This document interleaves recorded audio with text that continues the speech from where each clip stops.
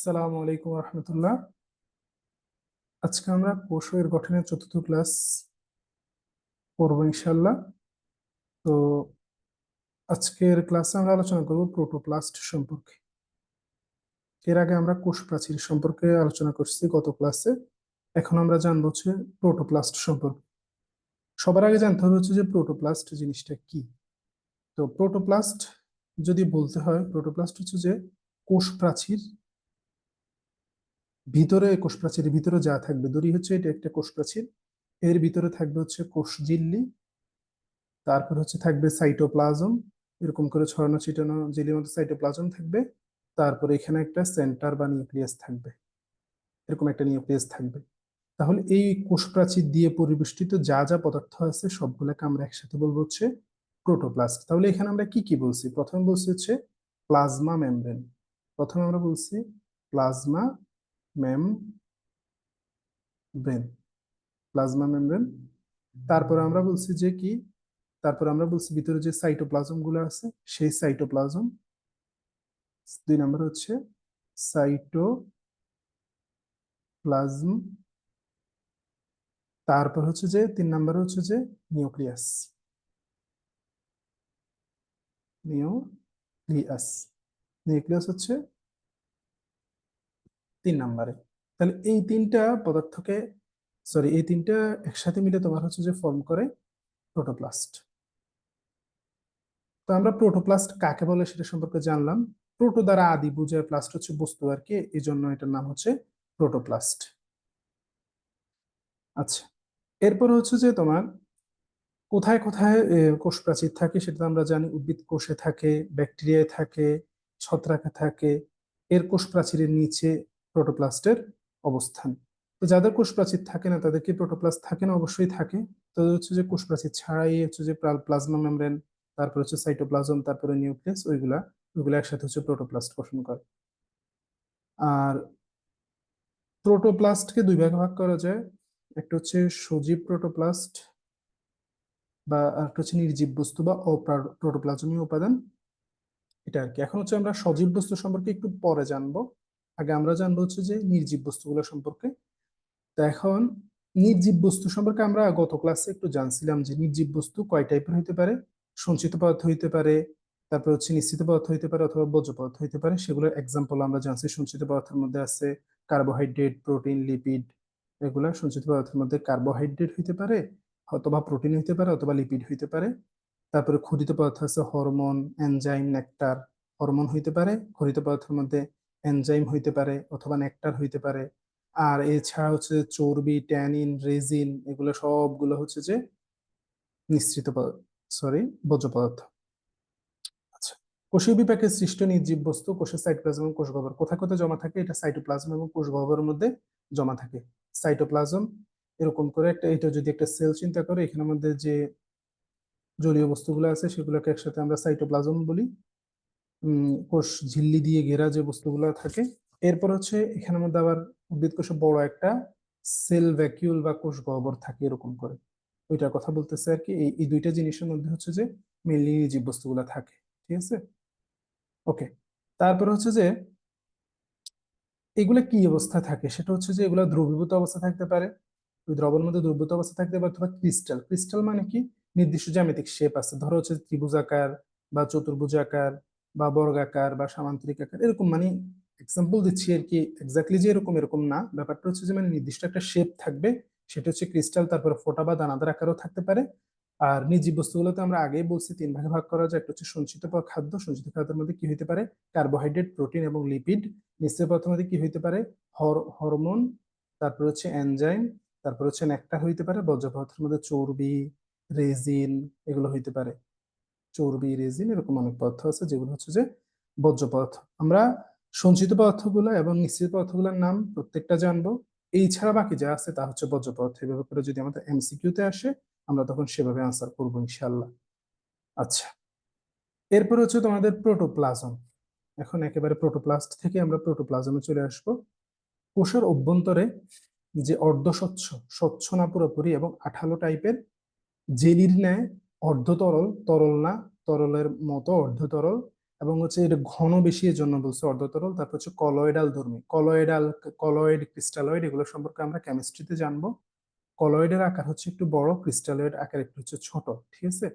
এগুলো হচ্ছে উম, এক দ্রবণের মধ্যে আমাদের কি কি থাকে, দ্রাবক থাকে, দ্রাব্য থাকে, দুইটা মিলে হচ্ছে যে একটা দ্রবণ তৈরি করে, এটা হচ্ছে দ্রাব্য বস্তু। যেগুলো যেগুলো মানে দ্রবীভূত হয়, সেগুলো হচ্ছে যে কলয়েডাল ধর্মী, মানে আকার একটু বড়। ধরো হচ্ছে যে এটার আকার নর্মালি হচ্ছে 2 থেকে 500 ন্যানোমিটারের মধ্যে থাকে, 2 থেকে 500 ন্যানোমিটারের মধ্যে থাকে। এই টাইপের বড় যেগুলো আছে কণা থাকে তাদেরকে আমরা কলয়েড বলি। এই টাইপের কলয়েডাল ধর্মী সজীব পদার্থকে প্রোটোপ্লাজম বলে, ঠিক আছে। এরপর হচ্ছে বিজ্ঞানী হাক্সলে নামক একজন বিজ্ঞানী বলছে প্রোটোপ্লাজম হচ্ছে জীবনের ভৌত ভিত্তি। প্রোটোপ্লাজম হচ্ছে জীবনের ভৌত ভিত্তি, এটা বলছে বিজ্ঞানী হাক্সলে। এখন আরেকজন বিজ্ঞানী হচ্ছে ফেলিক্স ডুজার্ডিন। ফেলিক্স ডুজার্ডিন উনি একটা কথা বলছে যে ডুজার্ডিন ফেলিক্স ডুজার্ডিন কি বলছে, ফেলিক্স ডুজার্ডিন বলছে এই যে বস্তু এটাকে সার্কোড বলছে উনি। থকথকে জেলির মতো বস্তুকে সার্কোড বলছে, সার্কোড। তাহলে থকথকে জেলির মতো বস্তুকে সার্কোড কে বলছে, সেটা হচ্ছে ফেলিক্স ডুজার্ডিন। আর হাক্সলের মতে হচ্ছে যে প্রোটোপ্লাজম হচ্ছে জীবনের ভৌত ভিত্তি, কারণ প্রোটোপ্লাজম কোষের সকল জৈবিক কার্যাবলী সম্পন্ন করে। জৈবিক কার্যাবলী বলতে কি, সেটা হচ্ছে শ্বসন, এই যে আমরা আমাদের মধ্যে দেহের মধ্যে শ্বসন সম্পন্ন, শ্বসন, তারপর হচ্ছে চলন, তারপর হচ্ছে রেচন, প্রজনন, এই জিনিসগুলো হচ্ছে যে সম্পন্ন করে প্রজনন। তাহলে এই জিনিসগুলো প্রজননে এই জিনিসগুলো সম্পন্ন করতে হেল্প করে হচ্ছে প্রোটোপ্লাজম। এই জন্য হচ্ছে যে প্রোটোপ্লাজমকে বলা হয় জীবনের ভৌত ভিত্তি। আসতে পারে যে প্রোটোপ্লাজমকে কেন জীবনের ভৌত ভিত্তি বলা হয়, তখন তোমরা আনসার করবে যে এটা জীবনের দেহের সকল মৌলিক জৈবিক কার্যবিধি সম্পাদন করে। এখন এক্সাম্পল হিসেবে দিবা শ্বসন, চলন এবং প্রজনন, এই কাজগুলো করতে সাহায্য করে, বা এই কাজগুলোর ভিত্তি হিসেবে কাজ করে হচ্ছে যে প্রোটোপ্লাজম। আচ্ছা, তো এই জিনিসটা খুব ভালো করে মনে রাখবা, জীবনের ভৌত ভিত্তি কোনটাকে বলা হয়, সেটা হচ্ছে প্রোটোপ্লাজমকে বলা হয়। কেন বলা হয় অলরেডি বলছি, জৈবিক কার্যাদি সম্পন্ন করে থাকে। জৈবিক কার্যাদির মধ্যে কি আছে, শ্বসন, চলন এবং প্রজনন। এই এক্সাম্পল গুলো মনে রাখার চেষ্টা করবা। দেন হচ্ছে যে এই যে প্রোটোপ্লাজমকে জীবনের ভৌত ভিত্তি বলতেছি, এখানের মধ্যে পানি অনেক বেশি পরিমাণে থাকে, 70 to 90% পানি থাকে। এটা এক এক বই এক এক রকম, যেমন হচ্ছে যে আজমল স্যারের বইয়ে 65 থেকে 95% দিছে। তো তোমরা জাস্ট হাসান স্যারের বইয়ের ইনফোটা এই ক্ষেত্রে ফলো করবা। তবে এটা একটু জেনে রাখলে আর কি, এটা হচ্ছে কোন স্যারের বইতে আছে, এটা হচ্ছে আজমল স্যারের বইতে আছে, আজমল স্যার, ঠিক আছে। আচ্ছা, এরপর হচ্ছে যে কেন পানির অপর নাম জীবন, সেটা আমরা এখান থেকে বুঝতে পারি যে প্রোটোপ্লাজম জীবের মৌলিক কার্যাবলী সম্পাদন করে, জৈবিক কার্যাদি সম্পাদন করে, সেটার বড় একটা অংশই হচ্ছে পানি। দ্যাটস ওয়াই পানির অপর নাম জীবন।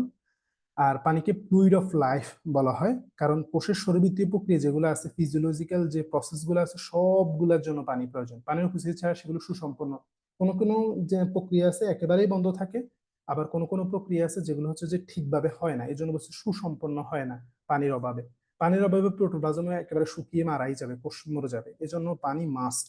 এজন্য প্রাণীকে বলা হয় fluid of life, fluid of life, পানিকে বলা হয় ফ্লুইড অফ লাইফ। আর পানির অপর নাম জীবন। এটা আসতে পারে খতে, যে পানিকে কেন ফ্লুইড অফ লাইফ বলা হয়। আর যে প্রোটোপ্লাজম কেন জীবনের ভৌতভিত্তি বলা হয়, এটাও খতে আসতে পারে। এগুলো মার্ক করে রাখবা, ক্লাস নোট করবা, ঠিক আছে। এক্সট্রা যে ইনফোগুলো দিচ্ছি সেগুলো নোট করবা। আর আমি তোমাদেরকে বলছি নোট করার সময় অবশ্যই চুম্বক অংশগুলো নোট করবা, যেগুলো রিভিশনে তোমাকে হেল্প করবে। একেবারে এখানের ক্লাসের যেগুলো এক্সট্রা বলতেছি সেগুলা বইয়ের সবগুলা নোট করার কোনো দরকার নাই, ঠিক আছে।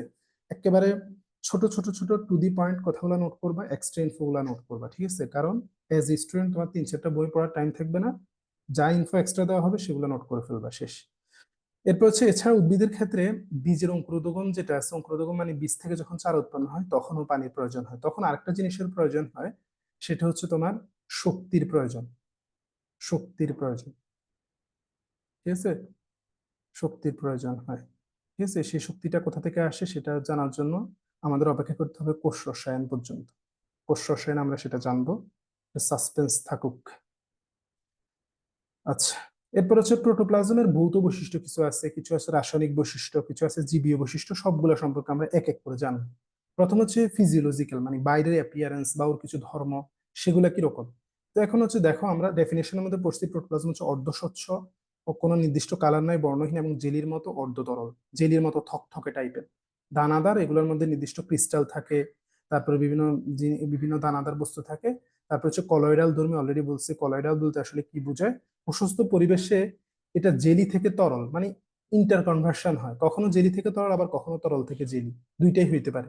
এটা পরিবেশের উপর ডিপেন্ড করে, ঠিক আছে, পরিবেশের উপর ডিপেন্ড করে এগুলো জেলি থেকে তরল আকার হইতে পারে, আবার তরল থেকে জেলিতে কনভার্সন হইতে পারে, ঠিক আছে। সেটা হচ্ছে যে অন ডিমান্ড। তারপর হচ্ছে তোমার প্রোটোপ্লাজমার আপেক্ষিক গুরুত্ব। আপেক্ষিক গুরুত্ব পানি অপেক্ষা বেশি। এখন এই আপেক্ষিক গুরুত্ব টার্মটা হচ্ছে যে পানির তুলনায় কতটুকু ঘন, পানির তুলনায় কতটুকু ঘন, সেটাই হচ্ছে আপেক্ষিক গুরুত্ব। পানির তুলনায় কতটুকু ঘন,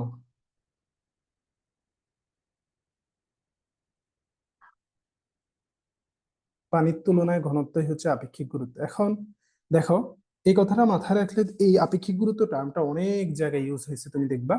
তো এখন আপেক্ষিক গুরুত্ব মানে হচ্ছে পানির তুলনায় কতটুকু ঘন। এখন যদি কোনো একটা পদার্থের আপেক্ষিক গুরুত্ব পানির থেকে বেশি বলে, দ্যাট মিনস সেটা হচ্ছে একটু আঠালো টাইপের, একটু ঘন টাইপের, ঠিক আছে। যেমন এক্সাম্পল হিসেবে আমি দিতে পারি, মধুর এক্সাম্পল দিতে পারি, যে মধু পানির তুলনায়, তারপর হচ্ছে আলকাতরা, তেল, এগুলোর আপেক্ষিক গুরুত্ব পানি থেকে বেশি, কারণ এগুলো পানি থেকে একটু বেশি ঘন, ঠিক আছে। এরপর হচ্ছে উত্তাপ, তারপর হচ্ছে তাপ দিলে, অ্যাসিড দিলে এবং অ্যালকোহলের প্রভাবে প্রোটোপ্লাজম জমাট বেঁধে যায়। এরকম যদি থাকে এগুলো একেবারে জমাট বেঁধে যায়, ঠিক আছে, জমাট বেঁধে যায়। তো এই জিনিসটা মাথায় রাখতে হবে, কিসের কিসের প্রভাবে, তাপের প্রভাবে, অ্যাসিডের প্রভাবে এবং অ্যালকোহলের প্রভাবে এগুলো জমাট বাঁধে। এখন হচ্ছে প্রোটোপ্লাজমে আমরা রাসায়নিক বৈশিষ্ট্য পড়বো। রাসায়নিক বৈশিষ্ট্যটা আমাদের পরীক্ষার জন্য তেমন একটা ইম্পর্টেন্ট না, তারপর আমাদের জানার জন্য আমরা পড়বো। রাসায়নিকভাবে প্রোটোপ্লাজম জৈব এবং অজৈব পদার্থ দিয়ে গঠিত। এতে প্রচুর পরিমাণে পানি আছে, 70 to 90%, অ্যাকর্ডিং টু হাসান স্যারের বই। আর ইয়ে স্যারের বই অনুসারে, আজমল স্যারের বই অনুসারে সেটা 65 থেকে 95%। আর জৈব পদার্থের মধ্যে আছে প্রোটিন আছে, তারপরে কার্বোহাইড্রেট আছে, লিপিড আছে এবং ভিটামিন। এখন প্রোটিন কতটুকু আছে, প্রোটিন কতটুকু আছে সেটা হচ্ছে 45%। 45% এগুলো হচ্ছে আজমল স্যারের বইতে আছে, 45%। তারপরে কার্বোহাইড্রেট কতটুকু আছে, কার্বোহাইড্রেট আছে 25%, কার্বোহাইড্রেট 25%। তারপরে লিপিড আছে, লিপিড হচ্ছে লিপিডও 25%। তারপরে অন্যান্য বস্তু যেমন ভিটামিন ছাড়া অন্যান্য সবগুলো হচ্ছে 5%, ঠিক আছে। তাহলে পার্সেন্টেজ গুলো তোমরা একটু লিখতে পারো, পার্সেন্টেজ গুলো একটু মনে রাখার চেষ্টা করতে পারো। তারপর হচ্ছে এছাড়া অক্সিজেন, হাইড্রোজেন, নাইট্রোজেন সহ আরো অনেকগুলা ধাতু থাকে, সেগুলো একবার জাস্ট রিডিং দিবা, এগুলো পরীক্ষার জন্য সিগনিফিকেন্ট না, মনে না রাখলেও চলবে। এরপর হচ্ছে বায়োলজিক্যাল প্রপার্টিস, জৈবিক বৈশিষ্ট্য কি কি আছে। প্রোটোপ্লাজম বিভিন্ন ধরনের উত্তেজনা সহায়তা দেয়। ওকে, যদি আমরা স্টিমুলেট করি সেটার প্রতি একটা রেসপন্স দিবে, ঠিক আছে, উত্তেজনা সহায়তা দেয়, এটা মাথায় রাখতে হবে। খাদ্য তৈরিতে সহায়তা করে, খাদ্য হজমে সহায়তা করে, আত্তীকরণে সহায়তা করে, শ্বসন, বৃদ্ধি, জনন, সব মেটাবলিক কার্যকলাপ প্রোটোপ্লাজম করে থাকে। এই জন্য এটাকে ভৌতবৃত্তি বলা হয়, ঠিক আছে। মাস্ট মাস্ট মনে রাখতে হবে, এই কথাগুলো তুমি অ্যাড করবা যখন বলবে যে ভৌতবৃত্তি কেন বলা হয়। কারণ খাদ্য তৈরি, খাদ্য হজম, আত্তীকরণ, শ্বসন, বৃদ্ধি, সব মেটাবলিক কার্যকলাপে আসলে প্রোটোপ্লাজম করে থাকে।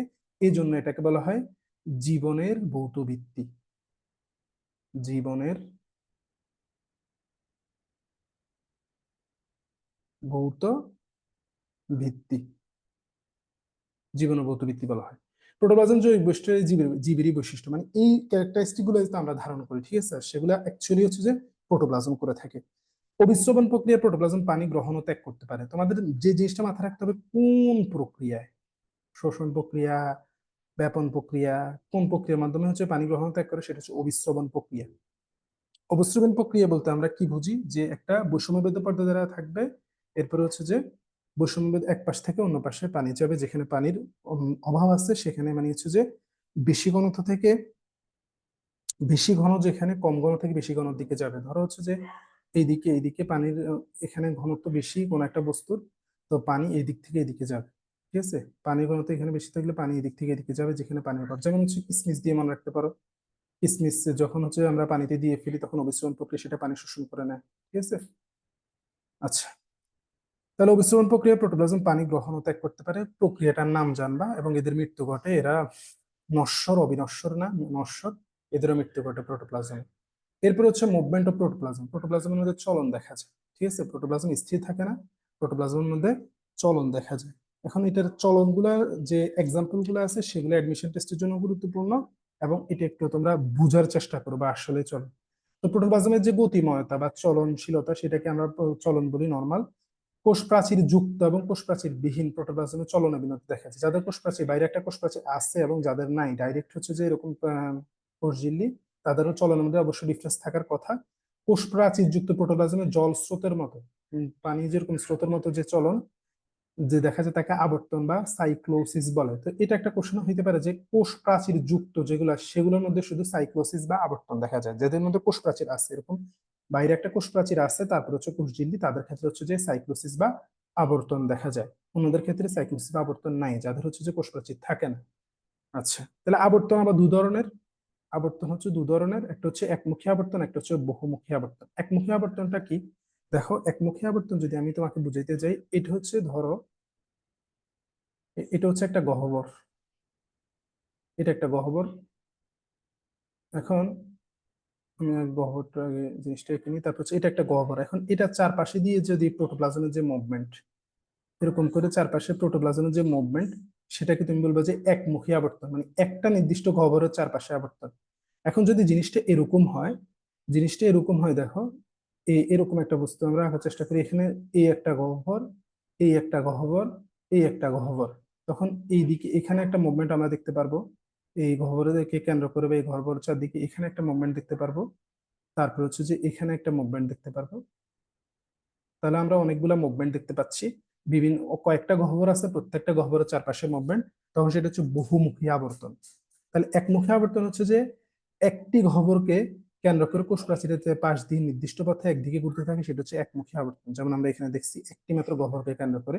এই টাইপের কোথায় দেখা যায়? পাতা ঝাঁঝির মধ্যে দেখা যায়, পাতা ঝাঁঝি, পাতা ঝাঁঝির মধ্যে এই টাইপের আবর্তন দেখা যায়। পাতা ঝাঁঝির মধ্যে, পাতা ঝাঁঝির প্রোটোপ্লাজমের মধ্যে এই টাইপের একমুখী আবর্তন দেখা যায়। এক্সাম্পল মাস্ট মনে রাখার চেষ্টা করো, একমুখী আবর্তন কোথায় দেখা যায়? পাতা ঝাঁঝি, পাতা ঝাঁঝি একটা উদ্ভিদ, সেটার মধ্যে দেখা যায়। এরপর হচ্ছে বহুমুখী আবর্তন। বহুমুখী আবর্তন হচ্ছে যে আমি একটু আগে তোমাকে যে মানে চিত্রটা দেখাইছি, অনেকগুলো গহ্বর থাকে এবং সেই গহ্বরগুলোর মধ্যে আবর্তন। যেমন হচ্ছে যে যে চলনের প্রোটোপ্লাজম কতগুলো গহ্বরকে কেন্দ্র করে অনিয়মিত বা বিভিন্ন দিকে ঘুরতে থাকে, তাকে আমরা বহুমুখী আবর্তন বা সার্কুলেশন বলি। যেমন হচ্ছে ট্রেড স্ক্যান্টিয়া, ট্রেড স্ক্যান্টিয়া এর কোষস্থ প্রোটোপ্লাজমের চলন, ট্রেডিসক্যান্টিয়া, এই জিনিসটা মনে রাখতে হবে, এই এক্সাম্পলটা মনে রাখতে হবে। এটা একটা উদ্ভিদ, এটার কোষের যে প্রোটোপ্লাজমের চলন সেটা হচ্ছে বহুমুখী আবর্তন, অনেকগুলা গহ্বরকে কেন্দ্র করে রোটেশনটা হয়। ঠিক আছে? তাহলে হচ্ছে ট্রেডিসক্যান্টিয়া, এই জিনিসটা মনে রাখবে, এটা হচ্ছে বহুমুখী আবর্তনের এক্সাম্পল, পাতাঝাঁঝি একমুখী আবর্তনের এক্সাম্পল। ঠিক আছে?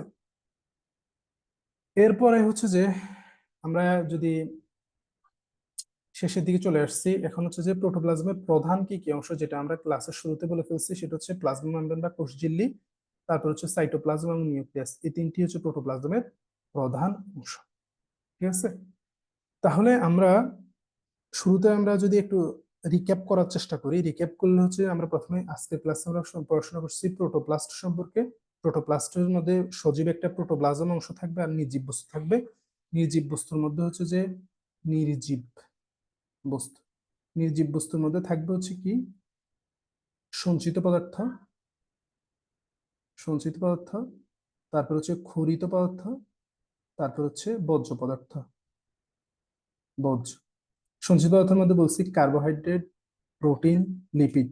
ক্ষরিত পদার্থের মধ্যে হচ্ছে হরমোন, এনজাইম, নেকটার। আর বাকি যে রেজিন আছে, তারপর হচ্ছে চর্বি আছে, সবগুলো হচ্ছে বর্জ্যের মধ্যে আসবে। আর প্রোটোপ্লাজম হচ্ছে যে সজীব বস্তু। এরপরে আমরা প্রোটোপ্লাজমের জৈবিক বৈশিষ্ট্য পড়ছি, রাসায়নিক বৈশিষ্ট্য পড়ছি, ভৌত বৈশিষ্ট্য পড়ছি, প্রোটোপ্লাজমের চলন পড়ছি এবং প্রোটোপ্লাজমের প্রধান অংশগুলো। ঠিক আছে? এই আর কি। তো আজকের ক্লাসের আলোচনা এই পর্যন্তই। ইনশাল্লাহ আমি নিয়মিত ক্লাস দেওয়ার চেষ্টা করব, তোমরা হচ্ছে যে ক্লাসগুলো করবা। আর ক্লাসের শেষে তোমার কলেজের নাম এবং তোমার নাম কমেন্ট সেকশনে জানাবা, কমেন্ট সেকশনে জানাবা কারা নিয়মিত ক্লাস করতেছে সেটা ট্র্যাক করার জন্য। ঠিক আছে? অনেক সময় হয় কি, আমরা ফ্রিতে অনেক কিছু পাইলে সেটা যথাযোগ্য ভ্যালু আমরা দিই না। ঠিক আছে? এখন অনেকে হচ্ছে যে বিভিন্ন জায়গার মধ্যে এখানে ওইখানে তোমার হচ্ছে যে অ্যাডমিটেড থাকবে কিন্তু ক্লাস করবে না। আমার দরকার হচ্ছে ডেডিকেটেড সিরিয়াস স্টুডেন্ট। তো আমি হচ্ছে দেখতে চাই কারা আসলে সিরিয়াস, কারা আসলে ডেডিকেটেড। তো এই জিনিসটার একটা ইফেক্ট অবশ্যই পরে পড়বে, তো এটা মাথায় রাখবা। ওকে, আজকে এই পর্যন্তই। আল্লাহ হাফিজ, আসসালামু আলাইকুম রহমতুল্লাহ।